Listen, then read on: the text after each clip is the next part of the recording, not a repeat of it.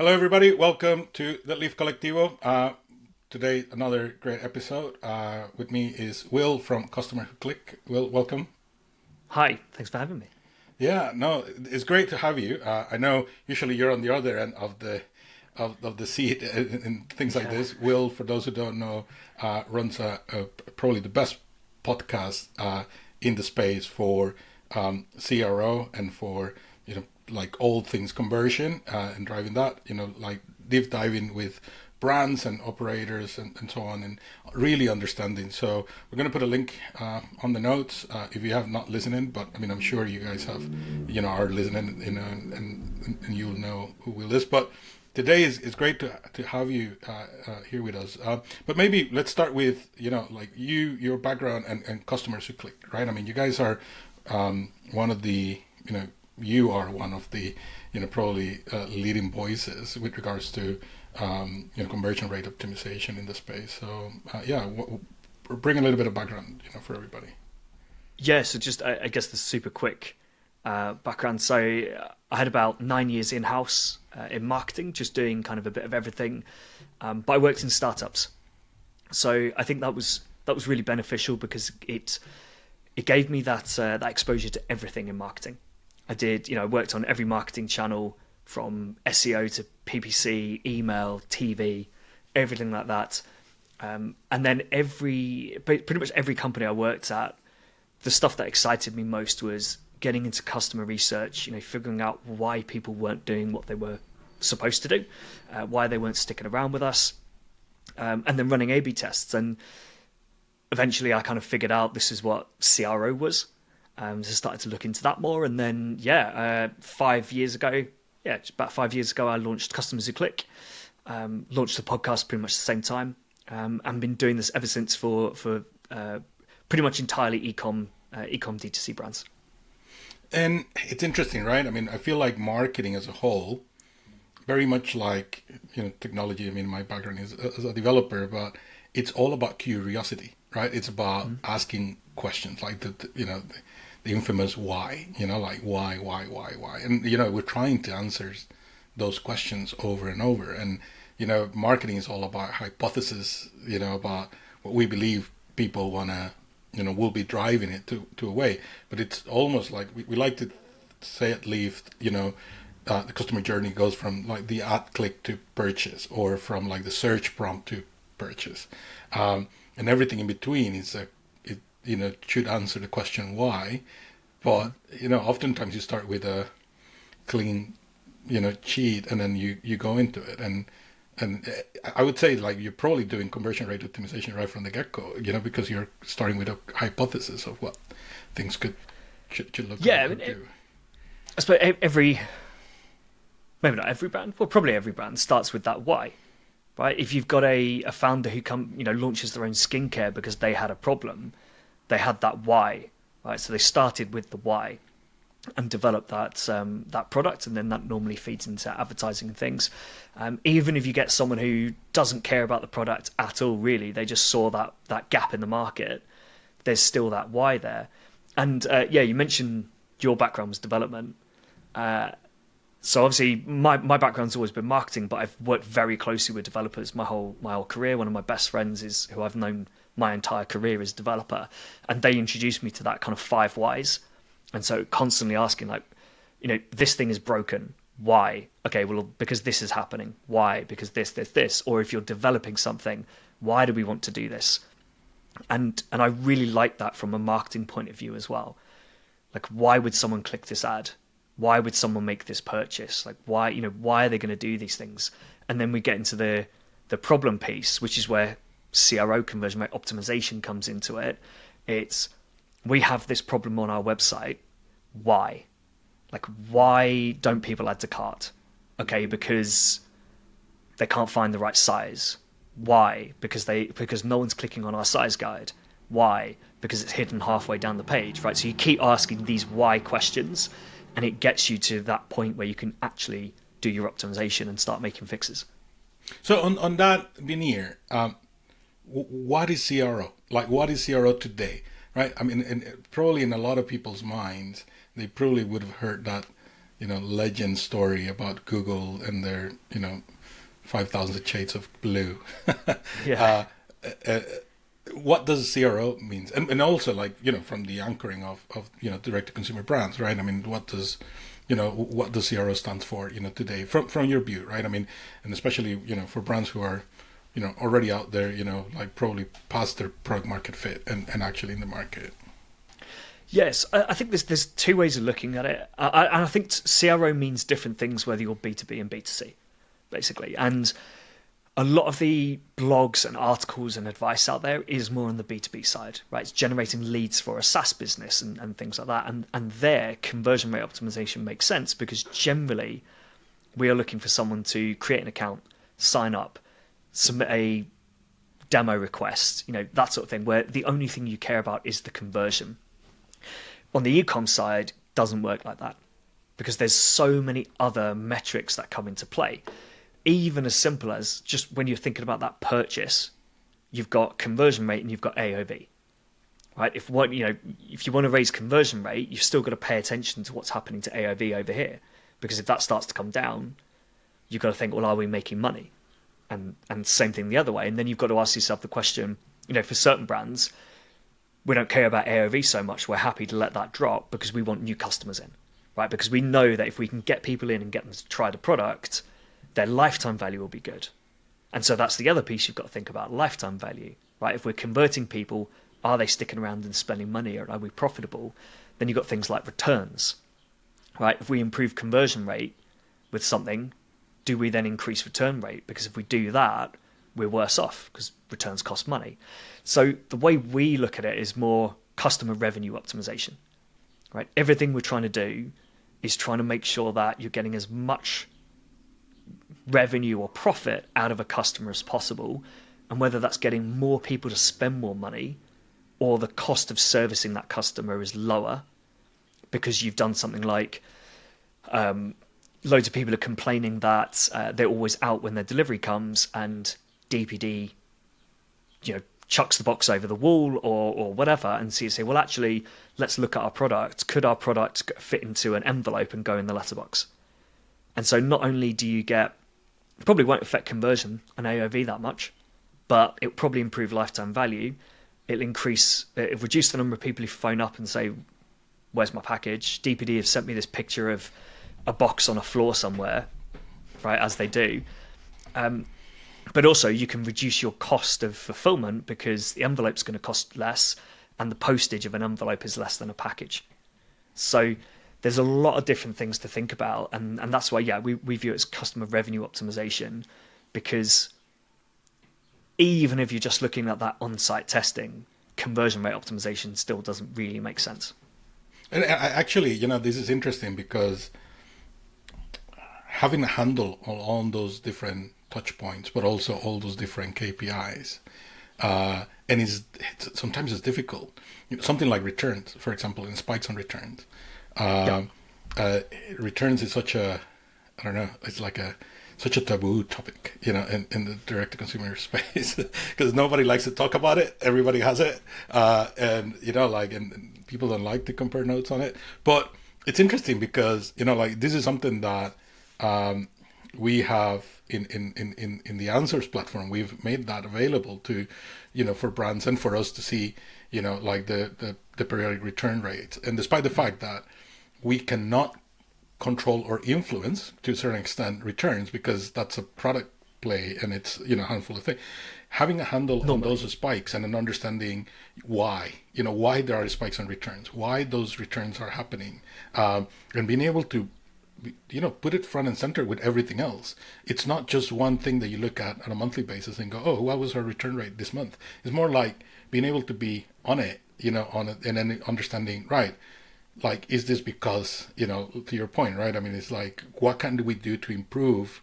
that return rate? And almost funny that you were talking about and making the comparison between B2B and B2C. In B2B, we have things like net revenue retention and net new wins and things that not necessarily are, slang in the D2C space. But even if you look at it from that point of view, lifetime value is made of a lot of different things. But, just sometimes improving, that that return rate will automatically improve a lot of the rest of the KPIs. So for us, oftentimes we like to challenge brands when all they're coming for is just like an increase in ROAS, because ROAS is just happens to be a KPI of a handful of them, and oftentimes not just the most important one. Yeah, it's like, it's good to have that comprehensive dashboard of a load of metrics, because if something spikes or crashes, you can go and investigate something, but it might not be the most important metric for the business health, because ultimately we want profit, right? So really you'd be looking at like profitable lifetime value, rather than just LTV, which might just be revenue. But just on the returns piece, and this would be relevant because to even LTV is such a thing, right? I mean, because people oftentimes see LTV, and it's something that we've actually had to adjust on the LTV with clients, is actually make it like a real LTV, because a lot of the clients, especially in fashion, you'll have like an LTV of like 2 point whatever, but it's because people are are buying twice, because they're buying, returning, and then buying again, or things like that, right? It's making as transparent, as truthful the data as possible, so that you're actually keeping a handle on the actual health of the business. That kind of and I just want to come back to the returns thing in a sec, but it's a bit like conversion rate, right? Conversion rate as a metric for an e-commerce brand is not that useful, right? You look at you open up Shopify, you see conversion rate went up this week. Okay, right. Well, what caused it? What's actually fed into that? Conversion rates come down, right? I remember a client phoned me up on Monday morning and was like, our conversion rate like crashed over the weekend. What's going on? What tests are being run? What's happening? I looked in dashboards, tests running absolutely fine, no issues there. One might have been slightly down, but when you think about the traffic that a test is affecting, even if it's down 5%, it's not going to crash your conversion rate. And we looked into it, and it was because they ran an influencer campaign, and that influencer campaign drove a load of traffic over the weekend that just didn't convert. It was just bad traffic, low quality traffic. Yeah. And so even though a lot of people think conversion rate is like the website metric, and it kind of is, but it's very much determined by the quality of traffic you're driving to it. Yeah. Right? If you drive bad traffic, you get bad conversion rate. But just coming back to the returns thing, one thing I wanted to say was most of the time it's obviously a product thing. If you do suddenly have a spike in returns, the first thing to do is probably look at, did you just get a new shipment of stock, and is something wrong with it? But when it comes to testing and making website changes, even before you launch and go live, you should be able to look at it and say, do we think this is going to affect returns? So, for example, with one client, they ran the statutory 14-day return policy. We increased it to 30 days because that's kind of best practice, is what customers expect.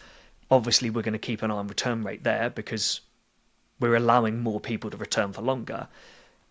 Had no impact on returns at all. In fact, the return rate in that period came down because they also fixed a bit of a product issue. But the point is more, even if some of these metrics you can't quite tie back to your test very well, if you don't have the technical setup, normally you can look at it and say, what's the primary goal of this metric? Of this test, right? Increase conversion rates. We're also going to measure AOV. We're going to measure revenue per session, revenue per user, because that's the best way of measuring this test. We might also want to include a few interaction elements, such as if we've tried to get more people to click on the size guide to find the right size, we want to make sure we're tracking that so we can see, did people actually click on the size guide? And so has that had that impact? But for certain tests, you should be able to just make a note and say, there is a risk that this affects X, whatever that metric is, right? And sometimes you have to think about it a bit. For example, if you over incentivize a purchase, so if you start giving people, 60% off your first purchase and you get a free starter kit included, one thing to consider is you're going to get a lot of people who will just take that starter kit because they look at the starter kit and they go, yeah, well, it'd just be handy to have that anyway. And so LTV on those people might be bad. But you also might get a load of people who saw the meta ad, or TikTok or whatever. And in that moment when, yeah, go on then, 60% off, it's like 30 quid, fine, whatever, I'll just make that purchase. They get it, sits on the table for a little bit, and they go, I don't actually want this. I don't know what it is. I don't know what to do with it. I don't care. I'll just send it back. I'll get that 30 quid back.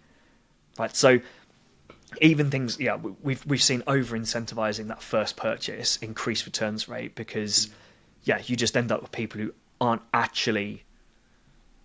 they haven't actually been captured as a customer. And it's also like the cost to the business, not just on that, but also the potential cost in revenue.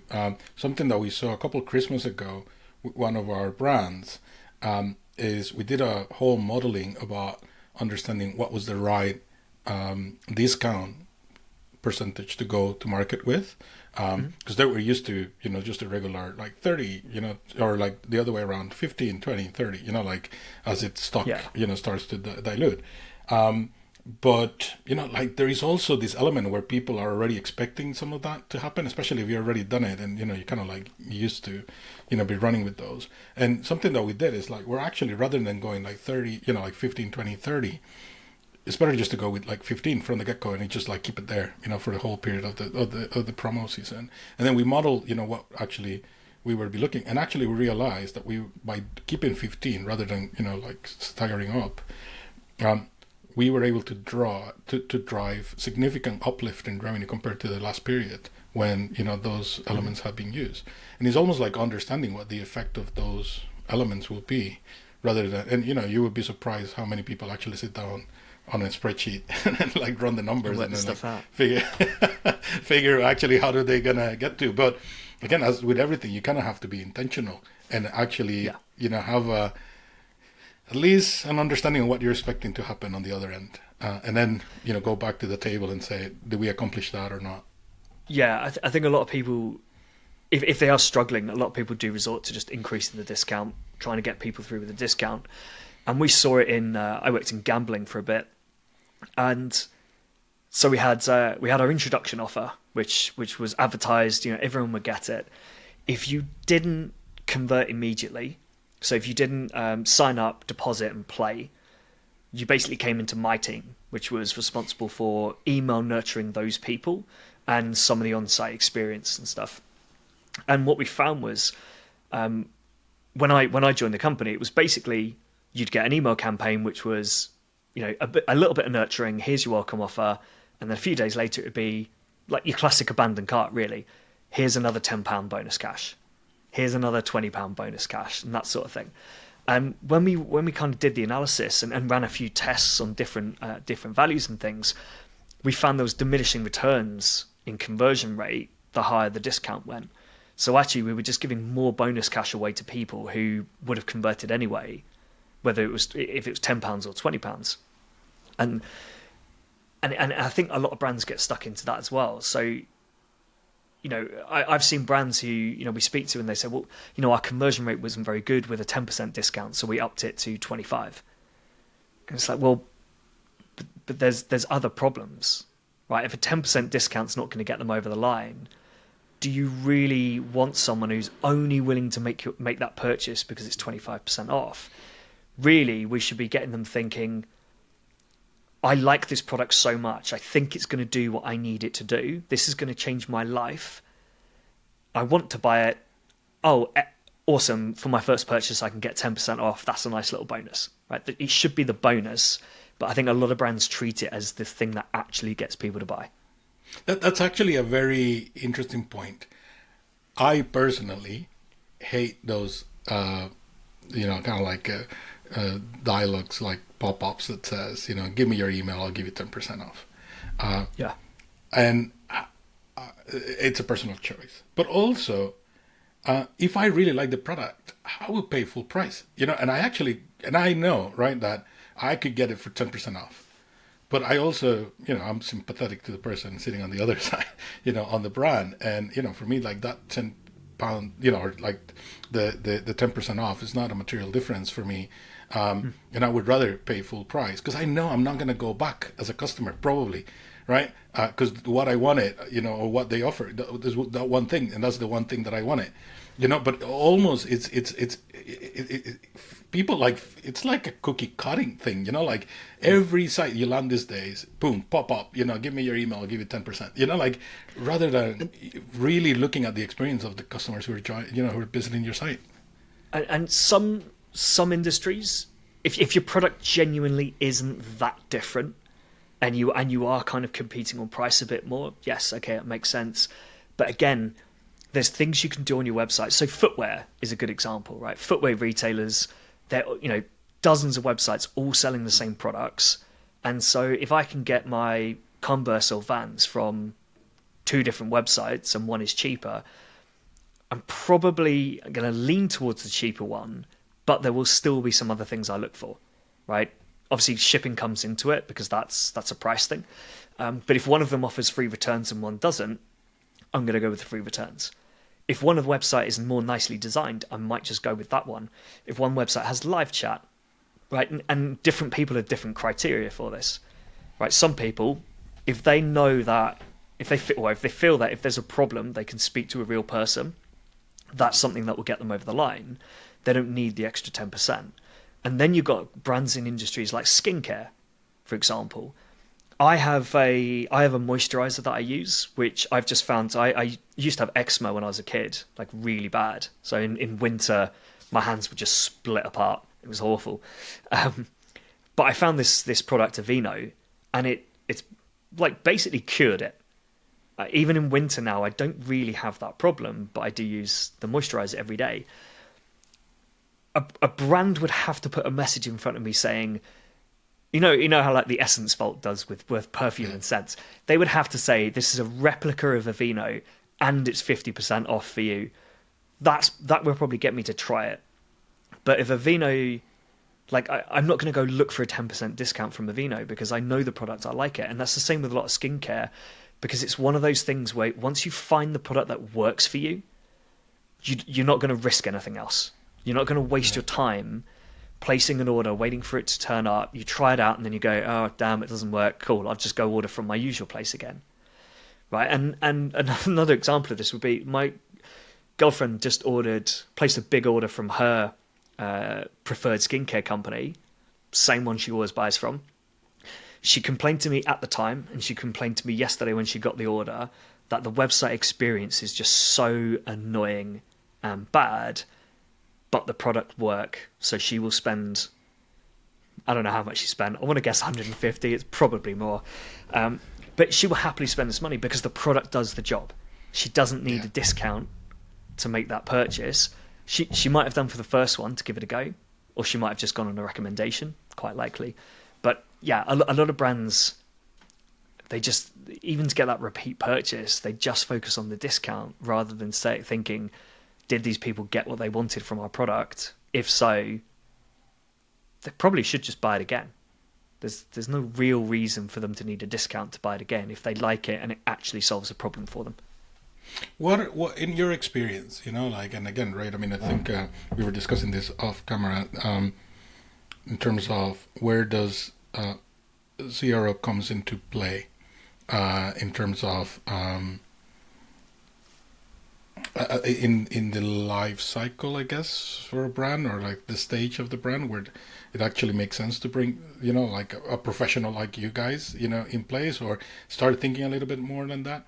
But also, what sort of misconceptions do you see in the market? Like, when people reach out to you, it's like, right, like, are we changing buttons? Are we changing, or like, at what point do you think, that comes in play? But also, what are some of the common misconceptions or myths that exist out there, in terms of this practice? In terms of when it comes into play, I mean, arguably any brand at any point would benefit from CRO because it's all about knowing your customer, what questions they need to answer, or do you need to answer, what's going to motivate them to buy, like why do they want these products, what problem is it going to solve. At the earlier stage, you should just be able to do that yourself and figure it out to a good enough degree. And also, if you're setting up with something like Shopify, unless you go and make some radically weird changes to your website and you go a bit rogue, you should be able to get a decent website built that just follows best practice, right? And best practice in e-com and in CRO is, have you got a search bar? Have you got navigation? Can I add a product to cart? Can I select my options? Can I add it to cart, and can I pay? That's best practice, right? Slide cart, not best practice. Works for a lot of brands, doesn't work for some. Even live chat, not necessarily best practice, right? So all these extra things that you add on, not best practice, right? Any basic Shopify setup should be just best practice. Design it nicely, but don't don't go changing things and doing anything a bit rogue because it's on brand or whatever. So then your big win is driving the correct traffic, right? So working with people like your team to just make sure you've got good ads targeting the right people, driving that traffic to a website. If you can get to a couple of million a year, maybe probably 75,000 visits per month upwards, that's when it makes sense to bring in someone with CRO expertise, whether that's a consultant to just come in and do a little bit and kind of help you make some tweaks and things, or maybe focus on landing pages and things. You probably still wouldn't be looking at too much A/B testing. That's going to come in at the minimum 100,000 sessions, I'd say, a month. So yeah, just in terms of life cycle, I'd say, and that's interesting, that one, because sorry to interrupt you in that one, but and maybe let's just put a pin on that and then go back to A/B testing in a minute. I think that would be good, because for a lot of people, CROs A/B test, and that's the one thing that they want to do. So let's go into the life cycle, but let's pinpoint A/B test, and then go back in a minute. So I mean, I was just going to summarize really that, if you're not from e-commerce and you're setting up a store, maybe speak to a CRO consultant just to get some initial advice and stuff. A consultation will do. An hour with me, I'm just going to point you in the right direction. I'm going to tell you what to be focusing on, what to be thinking about, that sort of stuff. I don't need to come in and actually work on your designs, work on your website and stuff. I can just give you that advice in the initial stage. Then it all becomes about traffic. And then once you've kind of hit product market fit, really, that's where you'd look at bringing someone in, because that's where optimization comes into it, right? And that's where we can start making these little tweaks, refining things a bit, and trying to make everything do better. Because as you know, as you scale, things get tougher, right? Acquisition gets more expensive, your traffic gets colder, so you need that optimization in place to help you grow. But you should be able to get to, your first million with just setting up a website, having it reasonably decent, and really your main lever is going to be the ads, right? And just making sure you've got a really good quality ad content. Yeah, and something that we tell our the brands that we work with is keeping that almost like a connecting thread from what people get to see in the ad, all the way through on the journey, and keeping that cohesive, storyline, but also you got to know your customer. There is no other way around. Right. Exactly. I mean, yes, you can set up your Shopify, get a theme like many do, personalize it, off you go with best practice. But at the end of the day, is the customer who wins, and it's also, are you speaking to the customer in the right way? Are you making it easy for them, and are you giving them the tools that they need to be successful in many ways? Yeah. And so you're I guess you're in a way you're picking up the low hanging fruit in those early stages, right? You set up that website to a good enough standard. You get your ads going, and you are going to collect those people who are a bit happier just to take a risk and make a purchase and try something new, or you're going to stumble across the people who are interested in that and are quite a hot audience. As you scale and you start to have more people who are a bit pickier about the questions, pickier about the information they need, that's where the more optimization piece comes into, because we need to figure out what are the important pieces and how do we get more people to see that content and make that purchase. Now let's go back to experimentation and testing, and that topic about A/B test. At what point does A/B test come in place? How does A/B test actually looks like? And what are key misconceptions or common mistakes that have you seen brands So I in think that regard?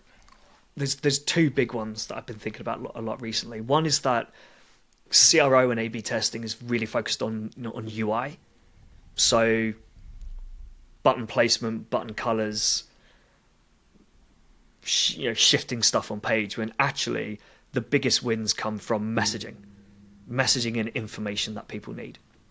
Again, like I said, if you've set up your Shopify store like to a good enough standard, your UI should be good enough.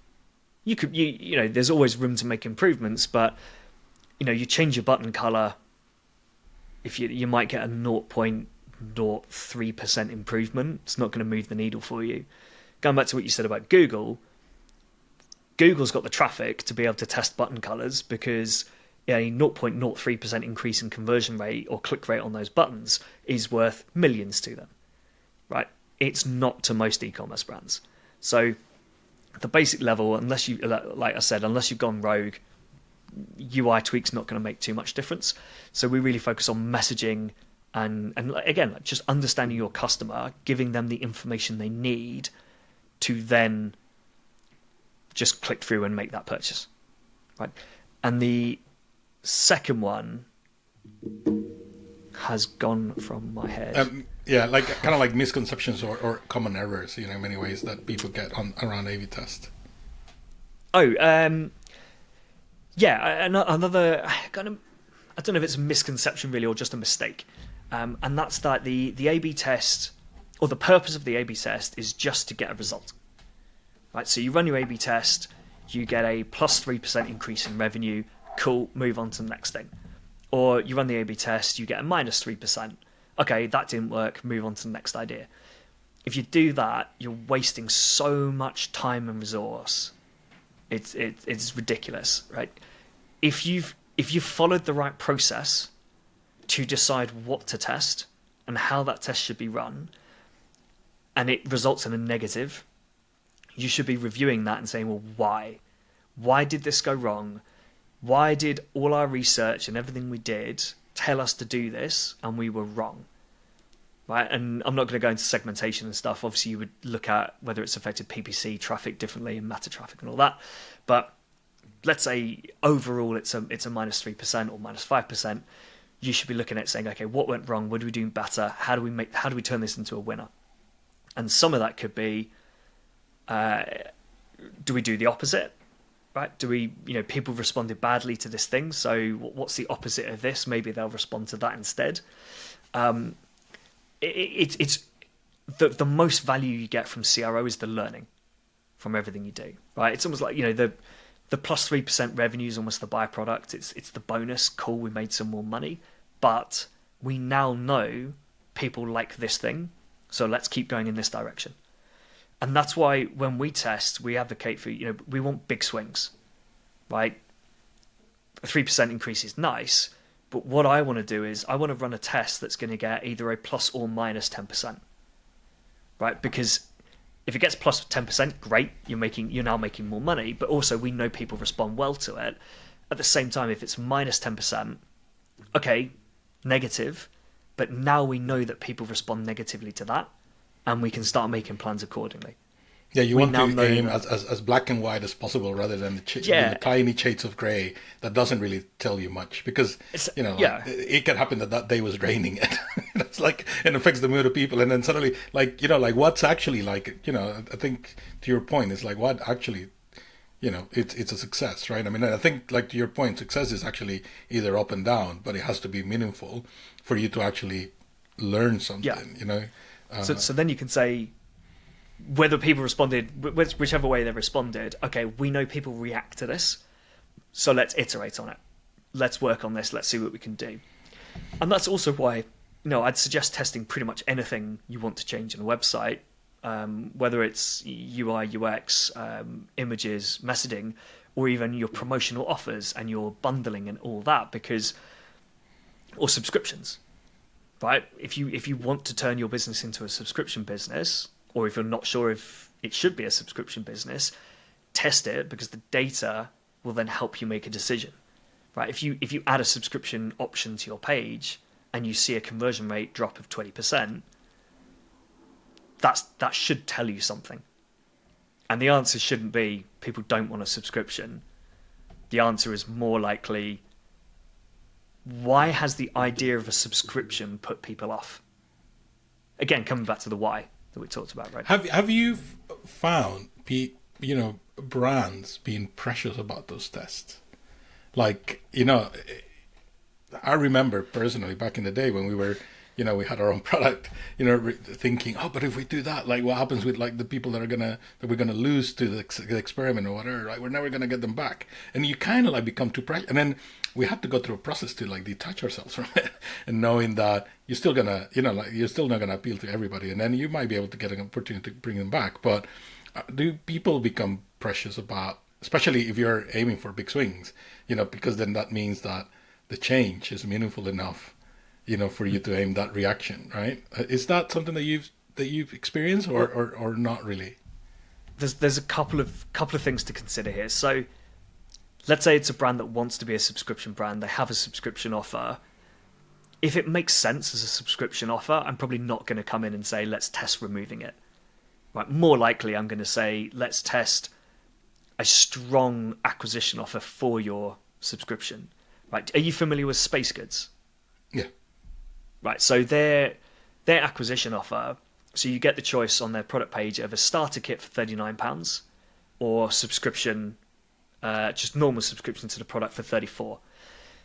But for £5 more, you get an extra, what they claim is an extra like £100 worth of accessories and goods and things. Right. So that's the good test to run. Right. You're never going to test, should this be a subscription offer or not? You're going to test, how do we get people in? And like that. When it comes to, well, what happens if it's a loser? We're gonna miss out on that revenue, on those customers. Well, the response to that is, well, what happens if it's a winner? Right? You're going to get more customers, and you're going to be better off. Right? And we're also going to learn something. We're going to learn that your customers do respond to UGC on the page. And then what I'd say to people who say, oh, but everyone uses UGC, let's just put it on the site.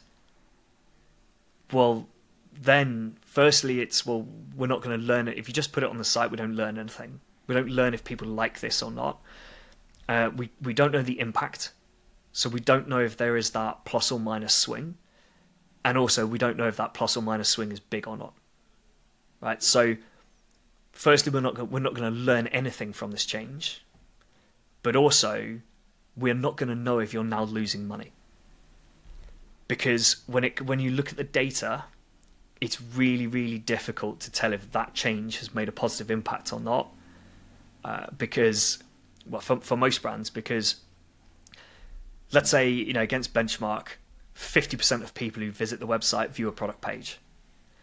If that UGC is only on 50% of your products, because they're the only ones that have it, we're now at 25% of your traffic is being exposed to that UGC. You have to assume that a large portion of that traffic doesn't see or doesn't interact with the UGC, which means that actually, if you just put it live, you can't even really see the impact of that.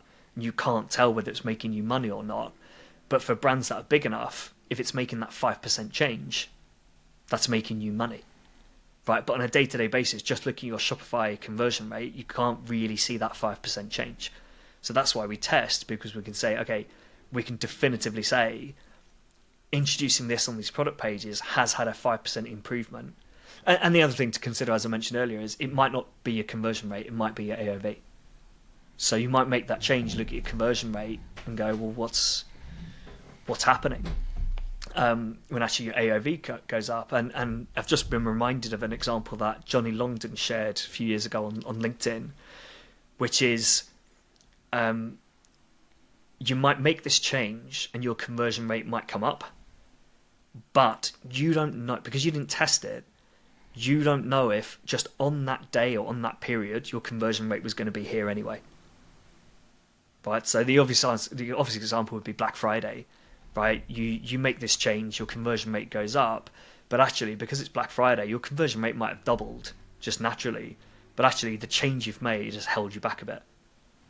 Right. So there's a lot of things to you always consider. need the baseline, and you always need like to be able to compare, knowing what the baseline is going to be, and having that control, kind Yeah. of like subset, in many ways to be able to, to Yeah. evaluate success of anything that you're doing. And like I said, the real value in this is the learning, right? If you make a change without testing it, you don't know the impact it's had, and you don't know what to do next, right? So I think I was going to use an example of a size guide.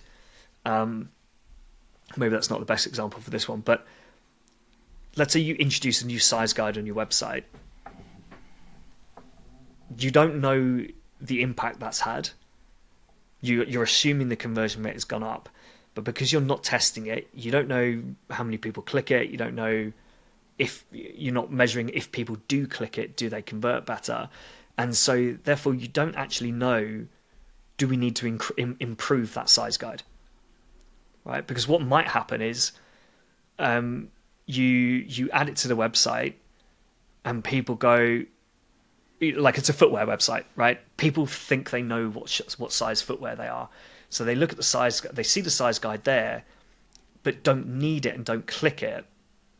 And actually what you might find is that people click into the size guide and you've got one of these massive comprehensive things, which is UK, US, EU, whatever other countries. You've got men's, women's, children. You've just used that one-off template size guide, and actually people who click on the size guide don't convert as well, right? Because you're not tracking the data, you're not seeing anything, and you've added the size guide and gone, okay, well, conversion rate came up, so things are looking good, but then you stop, right? So, but by testing it, because who was I speaking to?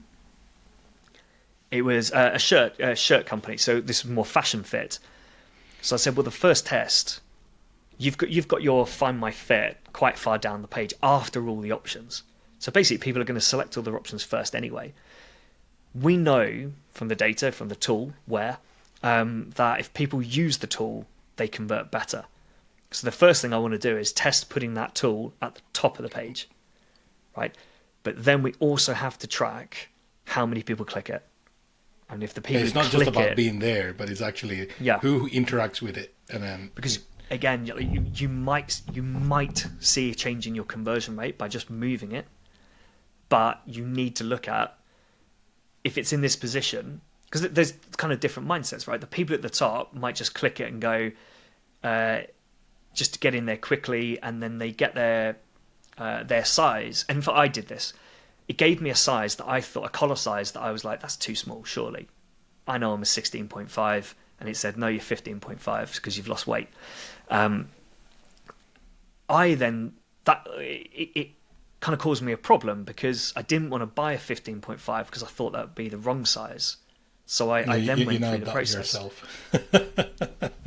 But the other way of doing it, so I doubted the tool, but actually by having the tool at the bottom, potentially, people go through the process and then they check their size, and then the size guide goes, actually you're not a 16.5, you're a 15.5, and you go, oh, okay, maybe I was wrong.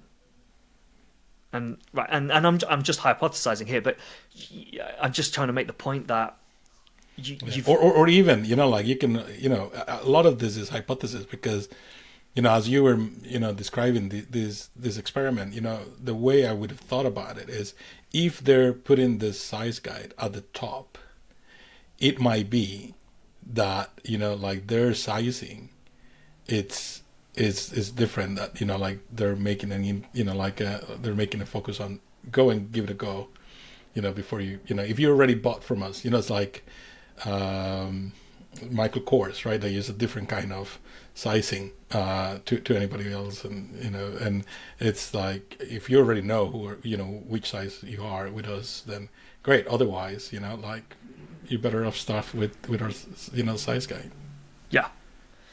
And it's about again, right, like to your point, is about actually not just about having it there, but it's actually, are people interacting with it, right? It's about really understanding the cohort to that point, like understanding that the people actually going through those experiences actually go and convert or not. Otherwise, it's meaningful. It's a bit like the other good example is search. Right, generally people use a basic search function on a website convert at I think it's about 2.5-3 times more than people who don't use search.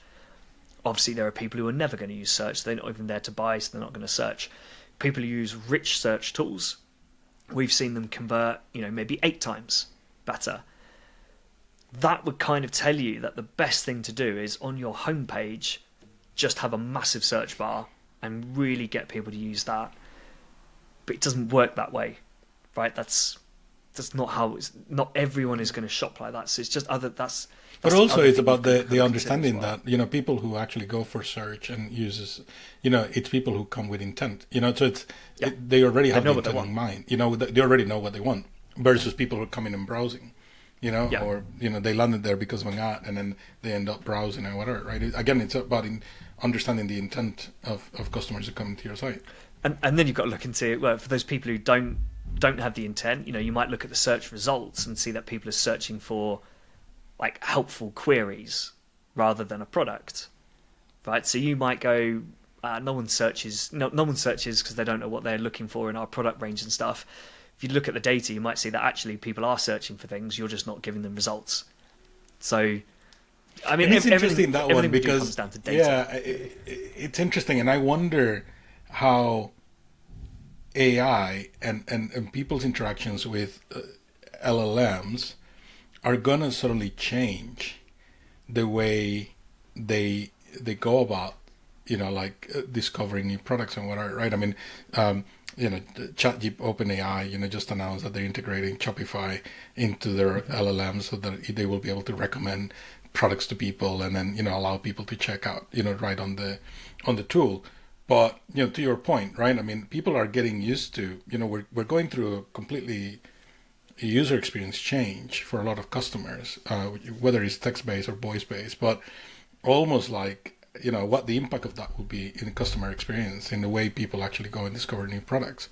And again, right, that goes to your point, but also brings intent, like or topics like SEO and all that, which it's more long tail, but equally goes into impact on messaging and everything that you're exposing into the page.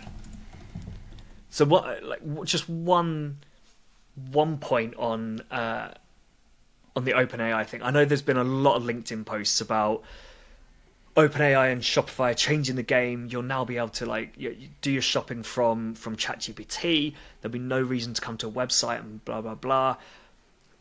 Right, ChatGPT Plus has, according to this data, 10 million paying users. Right, 67.7 million people in the US. Actually, quite a lot. 400 million weekly users worldwide. I know so many people who still don't even know what ChatGPT is and what it does. Right? I think we're still a little bit away from suddenly all your shopping is being done by just people sitting on ChatGPT or opening their phone going, hey, can you just order me this thing I need, and it does the job. I think we're a little bit away from that, but yes, that is going to become more prevalent outside of the industry where everyone in the industry uses it, so we're all familiar, and I guess that's come back to the CRO piece. That's another thing where people make mistakes because we're in the e-commerce industry and we do this all the time, every day, or because you run your brand, your skincare products, and etc. etc. There is the assumption that everyone else has that same sort of knowledge or similar, maybe just a bit less. When actually, I have conversations with brands who are, even like 5-10 million a year brands, where the person I'm speaking to just isn't. They're not from e-commerce background. The founder might not be an e-commerce background, and so they've got no idea about CRO.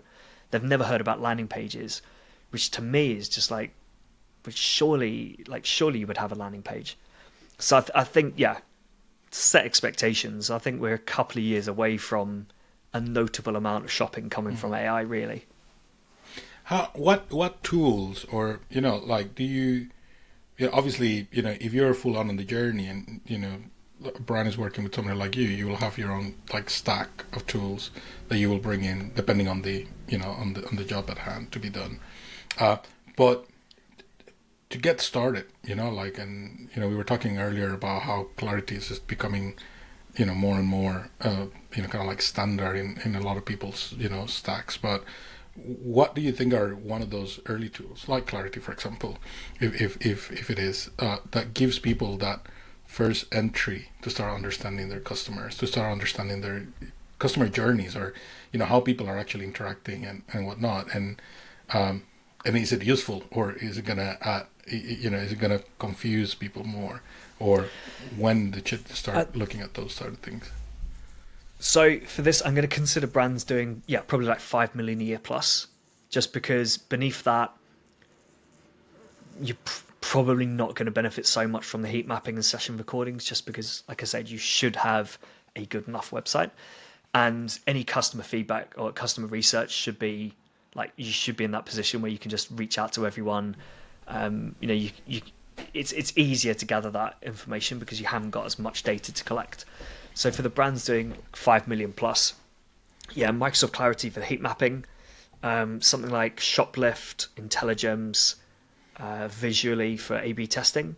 They're all generally quite affordable. And I think Shoplift is, I don't know if Shoplift is Shopify only still, but it is Shopify first. And then other tools, I wouldn't say there are specific tools to use, but you probably want something like Typeform, to do surveys for your audience, or Zigpoll, which can do them on site.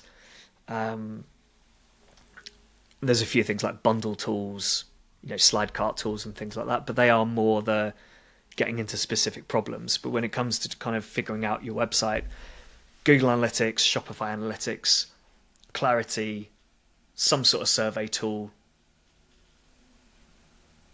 and then we use something called PassHub to scrape reviews from websites. Obviously, for the brands we work with, you should be able to just export your reviews, chuck them into ChatGPT, and ask them for themes and things. Even at a basic level, it should be able to do that. We have a custom GPT for it.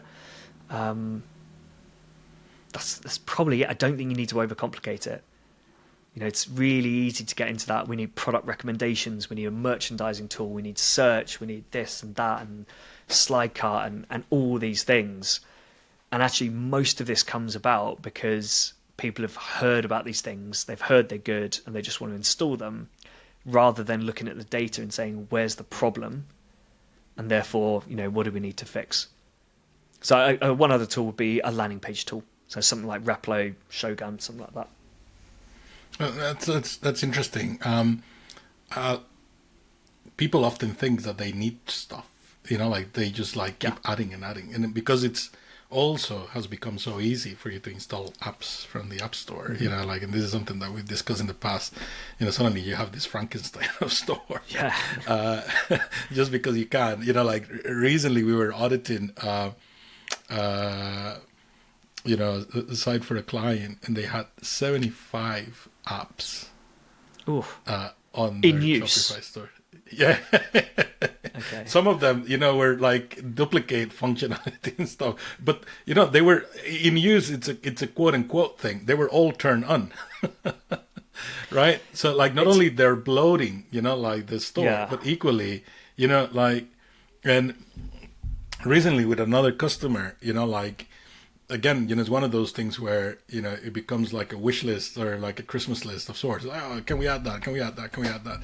And in isolation, they all look like good ideas, but they all built up and they all and we recently had a meeting, and said like, well, actually, we need to like take a moment and take a step back and rethink some of this stuff. And, let alone we're not doing conversion rate optimization, any of this stuff, right? It's just like we said, hey guys, like think we just like need to step back a little bit, rethink some of this stuff because like that one client, and I don't think they had realized that they have 75 apps, because again, you don't think about it, you just go in like, one more, one more, like we need to upsell, we need to do this, we need to do that. But because of the speed of being able to do it, there's no consideration for what's already in place and therefore how it might impact it. So you might want to introduce a chatbot. A chatbot or live chat or whatever. That's a widget that's going to appear normally in the bottom right corner. But you don't think that actually you've got your accessibility widget there, and you've got your email capture pop up, that gets fixed to the side, and then maybe you've got something in the bottom left, and then suddenly you have got that Frankenstein let alone your experience. consent dialogue. Consent. You might have a sticky add to cart as well, which is then going to be underneath those widgets. So everything gets done in isolation, and then because the email person wants this app, and the CRO person wants this app, and the website manager wants that, and the paid media team want some analytics and things, everything gets added on separately by separate teams who all just get on with it on their own. And there's no central person who's kind of responsible for looking at it, for assessing each of these and saying, well, actually, we've got that functionality here. This app already does it. And yeah, I've not seen many companies in the, up to kind of 20 million mark where this is really being managed properly and carefully. It's normally the case that someone has the ability to just say, do you mind if I pay for this $99 app? It's going to do this. I need it to do that. Founder CEO goes, yeah, cool. That's not a problem. Get on with it. Or prove your business case, but that's still irrelevant to this piece.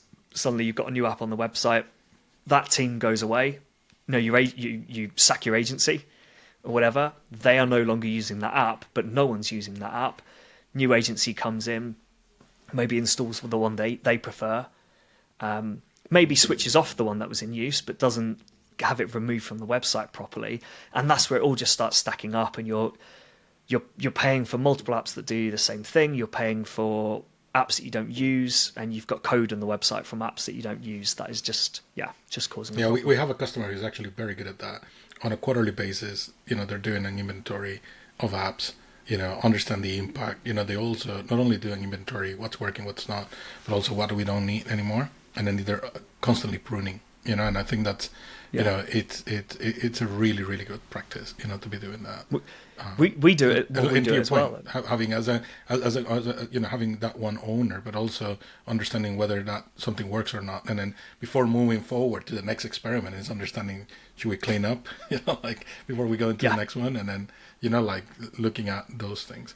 But I get it. People like to move fast. They like to just get things done. They want to see immediate results, and if you do it properly with a good process, you can make that work. But a lot of the time, that process isn't there, and so stuff doesn't quite get done properly, and that's where you get into problems. So we were talking about AI, and you were talking about how you guys use briefly AI in there. Do you see AI replacing the CRO role, or how do you see AI playing a role into all this, helping augment the work? But how do you see the future of CRO going into in an AI world? I guess ultimately I don't know, because the way AI has changed just in the last 12 months is ridiculous. So potentially in a couple of years' time, maybe that would be a problem. But right now, AI is really good at helping us do what we do, make us more efficient, make us better and quicker at what we do. But it's not good at actually giving ideas for tests and telling you what to do, because it's almost never linked up to the data that it needs to make those decisions. I've seen AI heat mapping tools, right? But I mean, essentially, that's just an AI tool that's been given loads of PDPs or loads of website pages and told this is what a page should look like, this is where people should be clicking. And so it looks at your website and compares it to those and says, well, you haven't got your search bar in the standard place, so we think that's a problem. This thing doesn't stand out as well, but it's not basing it on your actual data and your customers. So it's trying to tell you where the problem is without the data to do that, but also then it can't tell you why that problem might be there because it doesn't have that data either. So really, for anyone who's actually live with the website, that tool is utterly pointless because it's not actually going to tell you anything. What you would use it for, if you really wanted to waste a bit of money, is when you're launching a brand new website, run it through this tool and and see what it says. But again, like I don't think that's necessary, because like I said earlier, your website should be fine unless you start doing rogue things with it. Yeah, no, that is great. Well, let's start wrapping this up. It's been great, and this is probably one of the longest, episodes we've done. We so oftentimes try to keep it to 30 minutes, but the conversation has been so good. I feel like we're cutting it short as well. No, I mean, it is great, and I think there is so much for people to learn out of this space, and for people to action and understanding, like how serious, but also like how encompassing it is. It's not just about changing things on the site and then like, let's see it's really about, like understanding that user journey in full, and understanding, really, the reality of the test that you're doing, like I guess the context of it. To answer your question from the start, or from earlier actually, probably the biggest misconception really is that CRO is a marketing channel that sits alongside paid media, email, SEO, and it's just one of these things you add when you're the right size. CRO doesn't drive traffic, right? So it can't fit in there. It fits, whether you want to say it's underneath or above, doesn't matter, but it sits there and it supports everything else. It helps everything else do better. So while some of the stuff we execute is just stuff that we can deal with, and it's designed to improve the website and increase revenue, it's also designed to make the performance of your ad team better, the performance of your email team better, fulfillment, products, customer service, whatever. It's there to help everything else do better. It is true. It's a comprehensive, it's part of the ecosystem, but also a key piece in driving that conversion, in driving, increase, and really, I really like, your approach of calling it, customer retention optimization, customer, because it really is a customer driven, or should be a customer focused piece rather than being a conversion, right? Kind of like just looking at conversion rate for the sake of it, because there is a lot of, elements, to your point, that you don't control, but the elements that you do control is in order to amplify what the other players in the game are doing anyway. Yeah, exactly. Will, one last piece of advice that we haven't talked, that we haven't captured today, that you think it's valuable for people to live with, or for those who are thinking in starting to kind of like wet their toes in this space is. I think for this should apply to pretty much anything you do in the business, right? Whether it's CRO related or not. Start with a problem statement, then go to a hypothesis, and then start thinking about solutions and what you should do, right? You need to start with, what is the problem that we see here and that we're trying to fix? The hypothesis is then, if we do this, then this should happen because of X. And then you start looking at, well, what does that actual solution look like? That's, it's the process we follow in CRO for A/B testing and everything. But even for creating new media creative, right? It should be, well, why are we creating new media creative? No, you're not doing it for the sake of it. You're doing it because you think your conversion rate or your click-through rate is not good enough, right? So how do we improve click-through rate? And you take it from there. So I think, if there's one takeaway, I think it's everything you do, even personal life, if you want, start with the problem statement, then move to a hypothesis, and then start figuring out solutions and take it. That has been a recurrent theme, in this season, and it's about being intentional, having a very clear, end goal, and again, right to your point, and aiming for those big swings, like you want to be up or down in a way that you actually can validate whether your hypothesis, took you closer to where you want it or not. But even the not, it's valuable enough. If it is meaningful enough, then you've validated something that that didn't work. Yeah, and even if it's not a test, if you've gone through that problem statement hypothesis, when you've done that, you should be able to look at it and go, actually, that's a stupid idea. Let's just not bother.